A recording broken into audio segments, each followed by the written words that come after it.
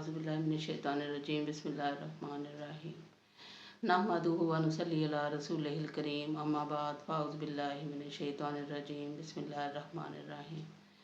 अस्सलाम वालेकुम नाज़रीन। और मेरे सबसे पहले हम देखते हैं सूरह फातिहा जो है उसकी थोड़ी सी तारुफ आपको बता दूं कि सूरह फातिहा कुरान पाक की सबसे पहली सूरत है और ये सूरत 7 आयतों पे मुश्तमिल वो सूरत है जो पूरी की पूरी एक ही दफ़ा में नाजिल हुई और नज़ूल के एतबार से ये 5वें नंबर पे आती है।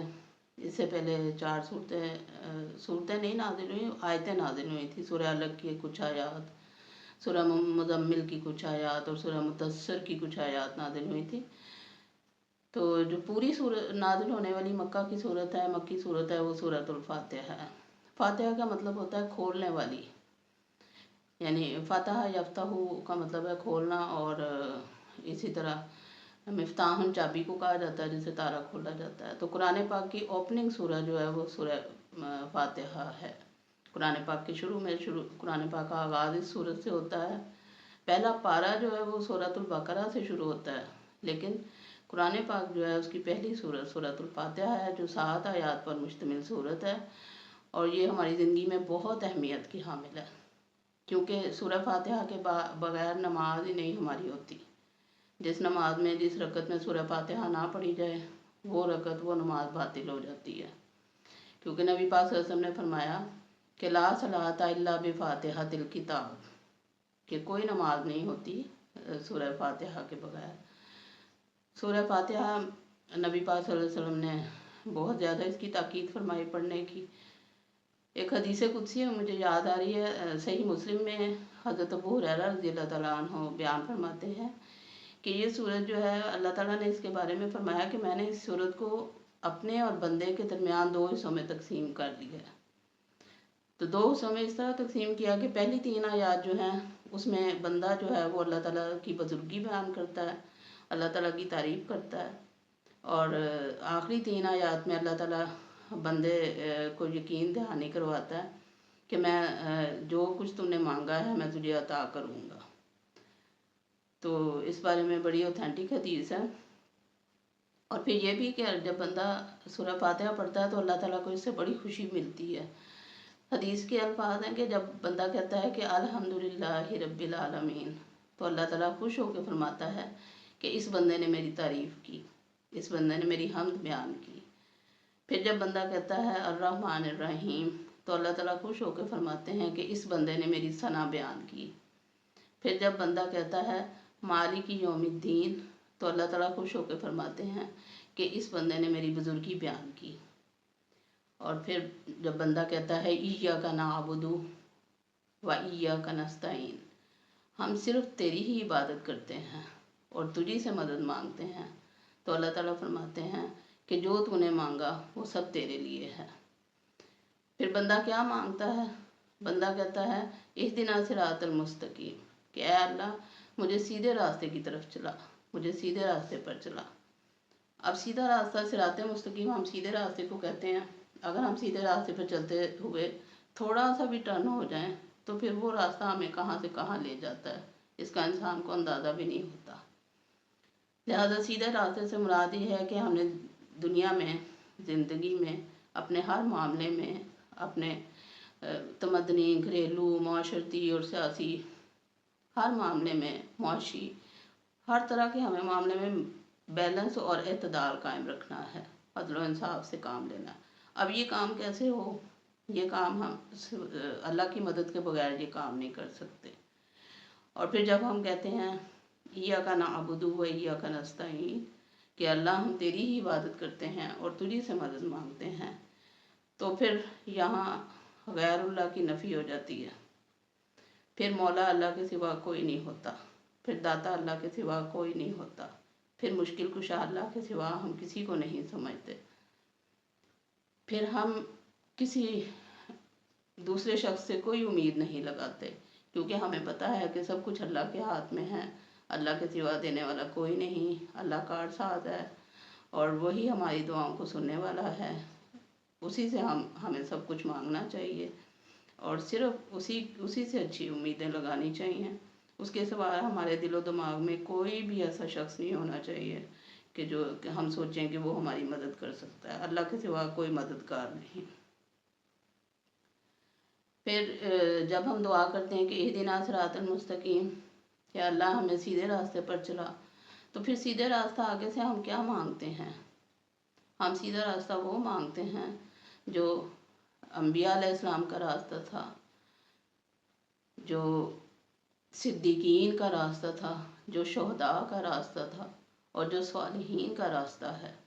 ہم وہ راستہ اللہ سے مانگتے ہیں، کیونکہ ہم اللہ سے کہتے ہیں صراط الذین انعمت علیہم، اے اللہ ہمیں اس راستے پر چلا، ان لوگوں کے راستے پر چلا جن پر تو نے اپنا انعام کیا، جن پر تو نے احسان فرمایا، جن کو تو نے ہر طرح کی نعمت سے نوازا. یا اللہ ان لوگوں کے راستے پر ہمیں چلا جن کو دنیاوی نعمتوں سے بھی نوازا، اور جن کو دینی اور روحانی نعمتوں سے بھی تو نے نوازا. تو پھر ہم کہتے ہیں کہ اچھا یہ جو آیت آتی ہے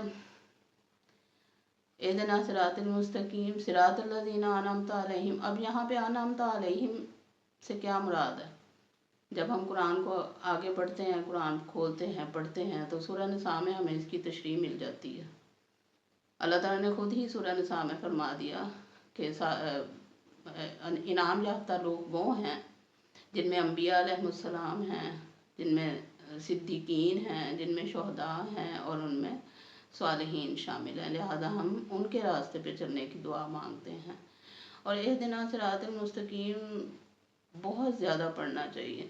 سورہ فاتحہ میں تو ہم پڑھتے ہی ہیں، لیکن ہمیں دعاؤں میں بھی یہ دعا مانگنی چاہیے. کم از کم ہر نماز کے بعد 3 دفعہ ضرور یہ دعا مانگیں اہدنا الصراط المستقیم، کہ یا اللہ ہمیں سیدھے راستے پر چلا. اور کرنے کو تو ہم ہر روز ایک تسبیح بھی کر سکتے ہیں، صبح و شام بھی تسبیح کر سکتے ہیں پوری اہدنا الصراط المستقیم کی. اور آپ کو پتہ ہے سورہ فاتحہ کو سورۃ الشفاء بھی کہا جاتا ہے، اور اس کا ایک نام الکتاب بھی ہے. شفاء اس لحاظ سے کہ نبی پاک صلی اللہ علیہ وسلم کی حدیثوں سے ثبوت ملتا ہے کہ سورہ فاتحہ جو ہے وہ اس میں شفا ہے. سورہ فاتحہ پڑھ کے جب ہم مریض پہ دم کرتے ہیں یا پانی پہ دم کر کے مریض کو پلاتے ہیں تو اللہ تعالیٰ سے شفا دیتے ہیں. تو کم از کم ہمیں علماء کرام سے پتہ چلتا ہے کہ صبح و فجر کی نماز میں سنتوں اور فرضوں کے درمیان اگر ہم 41 دفعہ سورہ فاتحہ پڑھیں اول آخر درود شریف کے ساتھ، اور پھر سورت پڑھ کے پانی پہ دم کر لیں اور وہ پانی مریض کو پلائیں تو اللہ تعالیٰ اسے شفا دیتے ہیں. یا دوسرا طریقہ اس کا یہ ہوتا ہے جو علماء اور مفسرین سے ہمیں پتہ چلتا ہے کہ اول آخر درود شریف کے ساتھ 7 دفعہ اگر ہم پڑھ لیں، اگر 41 دفعہ پڑھنا مشکل لگتا ہے تو پھر 7 دفعہ کم از کم ضرور پڑھیں، پڑھ کے پانی پہ دم کر کے پئیں تو اللہ تعالیٰ اسے شفا عطا فرماتے ہیں. اور ویسے بھی ہر طرح کی رحمت اللہ تعالیٰ کی اور ہر طرح کی برکت ہوتی ہے گھر میں. یہ صورت پڑھنی بہت لازمی ہے ہر روز. نمازوں میں تو پڑھنی ہی ہے، نمازوں کے علاوہ بھی پڑھنی چاہیے. اچھا، تو سورہ فاتحہ کا پھر ہم لوگ دعا کرتے ہیں، بندہ دعا کرتا ہے غیر المغضوب علیہم ولا الضالین، کہ یا اللہ ان لوگوں کے راستے پر نہ ہمیں چلانا جن پر تیرا غضب ہوا اور جو گمراہ ہوئے. تو یہ دعا جب بندہ کرتا ہے تو اللہ تعالیٰ فرماتے ہیں کہ اے میرے بندے جو تو نے مانگا وہ تیرے لیے ہے، میں تجھے عطا کروں گا. تو مفسرین کے مطابق مغضوبون سے مراد وہ لوگ ہیں، یہودی لوگ مراد ہیں، اور ضالین یعنی گمراہ لوگوں سے مراد عیسائی ہیں. کیوں؟ کیونکہ انہوں نے اپنی کتابوں میں تحریفیں کر رکھی ہیں، انہوں نے اپنے نبیوں کے احکامات کو مانا نہیں، اور اس میں تبدیلیاں کی، لفظی تبدیلیاں کی، معنوی تبدیلیاں کی، تحریف و تبدیلی ان کی عادت تھی. لہذا ان کو مغضوب اور ضالین کہا گیا. تو یہ ہماری سورہ فاتحہ تھی جو بڑی ہی فضیلت کی حامل صورت ہے اور بہت زیادہ اہمیت ہے. نماز اس کے بغیر نہیں ہوتی. ہمیں اس کا ورد بھی کرنا چاہیے، نمازوں میں تو پڑھنا ہی ہے، اس کا ترجمہ سیکھنا چاہیے، اور ہمیں یہ سوچ کے پڑھنی چاہیے کہ اللہ تعالیٰ ہماری اس جو دعائیہ صورت ہے हर आयत का अल्लाह ताला खुद जवाब देते हैं। और फिर अल्लाह ताला की रहमत ज़ाहिर है उन लोगों के लिए ही होती है जो अल्लाह ताला पे तवक्कल करते हैं, उस पर भरोसा रखते हैं, उसी से उम्मीदें लगाते हैं, उसी को कारसाज समझते हैं, अपना हर दुख दर्द उसी से बयान करते हैं। तो ऐसे लोगों के साथ फिर अल्लाह ताला की रहमत होती है। अल्लाह ताला आपको हमें सबको सूरह फातिहा की कसरत से तिलावत करने की तौफीक अता फरमाए। चलिए लफ्ज़ी तर्जमे की तरफ चलते हैं। आपने अपनी कॉपियाँ तैयार रखनी हैं और आप लफ्ज़ी तर्जमा लिखें, उसको याद करें और फिर मुझे फ़ीडबैक दें और कमेंट्स में ज़रूर बताएं कि आपको इससे कितनी समझ आई। ठीक है, चलें देखते हैं लफ्ज़ी तर्जमा। बिस्मिल्लाहिर्रहमानिर्रहीम। अल्लाह के नाम से शुरू करती हूँ जो बहुत मेहरबान और नहायत रहम करने वाला है। सूरतुल फातिहा मक्किया, आयातुहा 7, रुकू 1। अल्हम्दु सब तारीफ़ें, सारा शुक्र।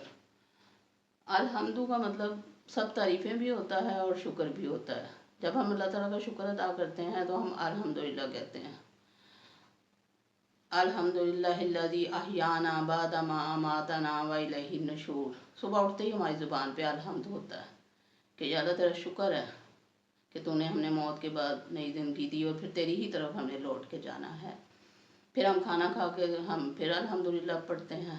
अल्हम्दुलिल्लाहिल्लज़ी अतामना व सकाना व जअलना मिनल मुस्लिमीन।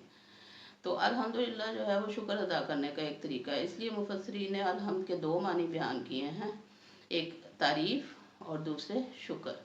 तो हमें अल्लाह ताला का शुक्र अदा करना चाहिए उसकी तारीफ़ के साथ। अच्छा, लिल्लाही अल्लाह के लिए। लिल्लाही, लिल्लाही 2 हरफों का मजमुआ है, लाम और इला। लाम जे ली जो होता है उसका अरबी में मतलब होता है लिए, और कुरान पाक में ये बहुत जगह इस्तेमाल हुआ है लफ्ज़। अगर आप एक दफ़ा याद कर लेंगे तो आपको पूरे कुरान पाक में जहाँ कहीं भी लाम से ली का लफ्ज़ आएगा आपको उसका मीनिंग याद रहेगा। रब, रब्बिल आलमीन। रब, रब का मतलब होता है पालने वाला, परवरिश करने वाला, बढ़ोतरी करने वाला, परवान चढ़ाने वाला, मालिक। तो रब्बिल आलमीन तमाम जहानों का रब। आलमीन जो है वो आलिम की जमा है, जमा उल जमा है। आलिम तो खुद जमा है, आलिम की जमा उल जमा आलमीन आ गया। तो बहुत जितने भी अल्लाह ताला ने जहान बनाए हैं, तमाम जहानों के रब, तमाम जहानों को पालने वाला। ज़ाहिर है अंडरस्टूड है ये बात कि अल्लाह के अलावा कौन है जो तमाम जानदारों को, तमाम जहानों को पालने वाला है। अगर हम गौर करें तो इस हकीकत को हर किसी को मानना चाहिए कि अल्लाह के सिवा कोई नहीं है जो मखलूक़ात को पैदा करने वाला है, जो मखलूक़ात को पालने वाला है, जो मखलूक़ात की परवरिश करने वाला है, परवान चढ़ाने वाला है, छोटे से बड़ा करने वाला है। ये अल्लाह ही की ज़ात है, उसके अलावा कोई ये काम कर ही नहीं सकता। हम एक तिनके को नहीं बना सकते, हम जितनी मर्ज़ी कोशिश करें, हम ज़मीन में बीज बोते रहें लेकिन वो नहीं उगेगा जब तक अल्लाह का हुक्म नहीं होगा। और ये कितनी बड़ी बात है कि वो मुर्दा से ज़िंदा को पैदा कर देता है। ज़मीन जो बंजर पड़ी होती है, जो बिल्कुल खुश्क हो जाती है, दरख्त जो खिज़ां में बिल्कुल खुश्क हो जाते हैं, ऐसा लगता है जैसे कभी इस पे दोबारा पत्ते आएंगे ही नहीं। लेकिन जब बहार आती है तो आप देखते हैं कि कैसा समा होता है कि ये वो अल्लाह ही की याद दिलाता है वो समा हमें कि अल्लाह है जिसने एक छोटे से बीज में से ज़मीन में जिसको हम डालते हैं उसमें से किस किस तरह के फल फूल पौधे, तरह तरह के फ्रूट्स, तरह तरह के अनाज अल्लाह ताला पैदा कर देता है। क्या चीज़ है ये, अक्ल इंसानी दंग रहती है, जहन माऊफ होने लगता है सोच के कि हम उस हकीकत तक पहुंच ही नहीं सकते। शायद मरने के बाद ही पता चलेगा हमें कि हकीकत क्या है, कैसे ये सब कुछ है। लेकिन हमारा यकीन इस पे पुख्ता होना चाहिए कि एक अल्लाह ही है जो रब है इस कायनात का, इस कायनात को खिलाने पिलाने वाला, इसकी हमारी हिफाजत करने वाला, हमें मुसीबतों से बचाने वाला एक अल्लाह ही है। उसी पे भरोसा होना चाहिए, उसी को हर वक्त याद करना चाहिए, उसी को हर वक्त पुकारना चाहिए, उसी की हर वक्त हमें तारीफ़ करनी चाहिए। अल्लाह सबको तौफीक दे। तो दूसरी आयत है अर्रहमानिर्रहीम। अर्रहमानिर्रहीम का हम मतलब कल कर चुके हैं तर्जुमा। جو بسم اللہ الرحمن الرحیم جب ہم نے پڑھا تھا تو الرحمن الرحیم کا ترجمہ کیا تھا۔ بہرحال الرحمن کا مطلب ہے بہت زیادہ رحم کرنے والا، اور الرحیم کا مطلب ہے مسلسل رحم کرنے والا۔ دنیا میں اگر ہم دیکھیں لوگوں کو تو اگر کوئی آپ پہ کوئی احسان کر دیتا ہے ایک دفعہ، بار بار نہیں کرے گا۔ اگر کوئی آپ کے ساتھ محبت سے پیش آتا ہے تو ایک وقت آئے گا کہ وہ آپ کا دشمن بھی بن جائے گا، اور یہ ہر روز ہم دیکھتے ہیں خاندانوں میں، گھروں میں۔ لیکن اللہ ایک ایسی ہستی ہے جو اپنے بندے کو کبھی نہیں چھوڑتا، کبھی نہیں بھولتا۔ وہ بہت شدت سے رحم کرتا ہے، اور رحم کے شدت سے بھی کرتا ہے اور مسلسل کرتا ہے۔ ہم اگر ایک مثال سے اس بات کو ہم سمجھ سکتے ہیں کہ جیسے آج کل سیلاب آیا ہوا ہے، سیلاب میں کتنے ایک دنیا مشکل میں پھنسی ہوئی ہے، تو ہم پہ جب شدت سے جذبہ ایک طاری ہوتا ہے ان کی مدد کا، ہمدردی کا، ہم لوگ فوراً ان کی مدد اور ہمدردی کے لیے تیار ہو جاتے ہیں۔ لیکن پھر کچھ عرصے بعد وہ جذبہ جو ہے وہ مان پڑ جاتا ہے، ہم لوگ ٹھنڈے پڑ جاتے ہیں، بس پھر ہم سوچتے ہی نہیں ان کے بارے میں، پرواہ ہی نہیں کرتے کہ وہ کس حال میں ہے۔ لیکن اللہ تعالیٰ کی ذات اور وہ ہستی ہے جو کبھی بھی رحم کرنا نہیں چھوڑتا، نہ اس دنیا میں اور نہ آخرت میں انشاءاللہ تعالیٰ۔ مالک، مالک کہتے ہیں بادشاہ کو۔ مالک ہے، با اختیار ہے، قدرت رکھنے والا ہے، اور وہ مالک ہے، مالک الملک ہے یوم الدین کا۔ یوم کہتے ہیں دن کو یا روز کو، الدین جو ہے نا لفظ تھوڑا سا ہٹ کے ہے اردو سے، اس کا مطلب ہے جزا و سزا کا دن یا بدلے کا دن۔ الدین جزا و سزا یا بدلہ، یعنی روز محشر، جس روز تمام انسانوں کے اعمال کا حساب لیا جائے گا، ان کے نیک اعمال کا انہیں بدلہ اچھا دیا جائے گا، اور برے اعمال کا بدلہ انہیں برا دیا جائے گا۔ تو وہ دن ہے جس دن اللہ کے سوا کوئی مالک نہیں ہوگا، وہ ہمارا آقا ہے، ہم اس کے غلام ہیں۔ ایاکا نعبدو، ایاکا، ایاکا مطلب ہے صرف، کا مطلب تیری، ایاکا صرف تیری ہی، نعبدو ہم عبادت کرتے ہیں یا کریں گے۔ نعبدو جو ہے فعل مضارع کا صیغہ ہے، جس کا مطلب ہوتا ہے کہ اس میں حال اور مستقبل دونوں معنی آ جاتے ہیں۔ عربی میں فعل ماضی ایک صیغہ علیحدہ ہوتا ہے، اور مضارع کا صیغہ وہ ہوتا ہے جس میں حال اور مستقبل دونوں کے معنی آ جاتے ہیں۔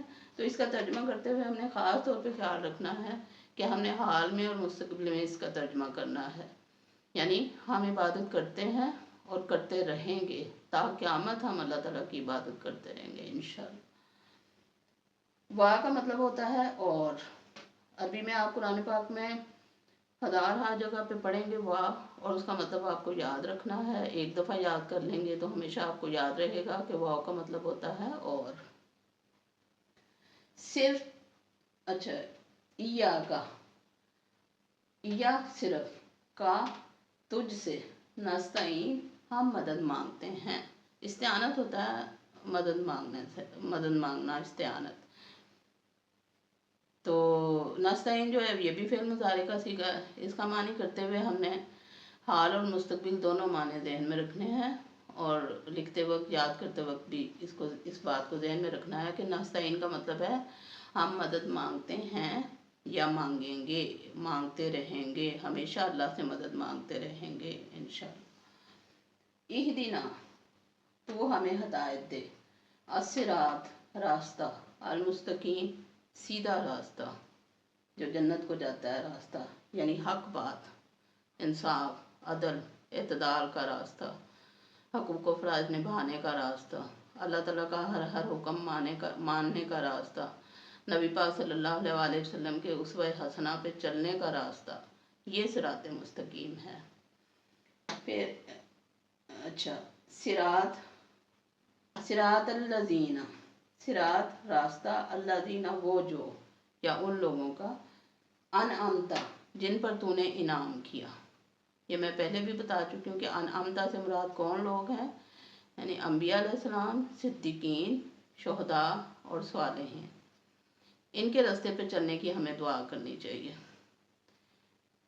ایک حدیث مبارکہ ہے، رسول پاک صلی اللہ علیہ وسلم نے فرمایا مفہوم ہے حدیث کا کہ جب ہم وضو کرتے ہیں تو وضو کے بعد اگر ہم سورہ جو ہے سورۃ القدر علماء کرام کہتے ہیں کہ اگر آپ 3 دفعہ پڑھ لیتے ہیں تو آپ کو روز محشر اللہ تعالیٰ انبیاء علیہ السلام کے ساتھ اٹھائے گا، اور اگر وضو کے بعد ہم 2 دفعہ پڑھ لیتے ہیں تو اللہ تعالیٰ ہمیں صدیقین اور شہداء کے ساتھ اٹھائے گا، اور اگر ہم 1 دفعہ پڑھتے ہیں تو اللہ تعالیٰ ہمیں صالحین کے ساتھ اٹھائے گا۔ تو کوشش کرنی چاہیے کہ جو علماء کرام کے طریقے ہیں اس کو ہم اپنی زندگی میں اپنائیں۔ اور وضو کے بعد ایک تو یہ حدیث میں آتا ہے کہ جو دوسرا کلمہ پڑھ لیتا ہے، اشہد ان لا الہ الا اللہ و اشہد ان محمدًا عبدہ و رسولہ اللہم جعلنی من التوابین و من المتطہرین، جب ہم یہ دوسرا کلمہ پڑھ لیتے ہیں تو جنت کے 8 دروازے کھل جاتے ہیں۔ کتنی بڑی خوشخبری اور سعادت ہے کہ وضو کرنے کے بعد جب ہم ایک کلمہ دوسرا کلمہ شہادت پڑھتے ہیں تو جنت کے 8 دروازے کھل جاتے ہیں۔ اور پھر اس کے ساتھ ساتھ سورۃ القدر پڑھنی چاہیے 1 دفعہ، تو یہ ہمیں اپنا معمول بنانا چاہیے۔ پھر فرمایا علیہم 2 لفظوں کا مجموعہ ہے۔ علی کا مطلب ہوتا ہے پر، ہم کا مطلب ہے ان پر، ان لوگوں پر، غیری سوائے، علاوہ، غیری سوائے یا علاوہ، غیر المغضوبی جن پر تیرا غضب ہوا، علیہم ان پر، وَلَضَّالِّینَ اور نہ ہی گمراہ لوگوں کے راستے پر۔ تو ہم یہ دعا اللہ تعالیٰ سے کرتے ہیں کہ یا اللہ تو ہمیں سیدھا رستہ دکھا، ان لوگوں کا رستہ جن پر تو نے انعام کیا، نہ کہ ان لوگوں کا رستہ جن پر تیرا غضب ہوا اور جو گمراہ ہوئے۔ صدق اللہ العظیم وما علینا الا البلاغ۔ تو یہ آپ کا آج کا سبق تھا، اور آپ نے اس کو اچھی طرح یاد کرنا ہے، اور کل ہم انشاءاللہ تعالی قرآن پاک کا پہلا پارہ شروع کریں گے، اور پہلی سورۃ البقرہ کی کچھ آیات کا معنی و مفہوم سمجھنے کی کوشش کریں گے۔ ٹھیک ہے، چلیے کل ملتے ہیں پھر انشاءاللہ تعالی۔ اللہ حافظ۔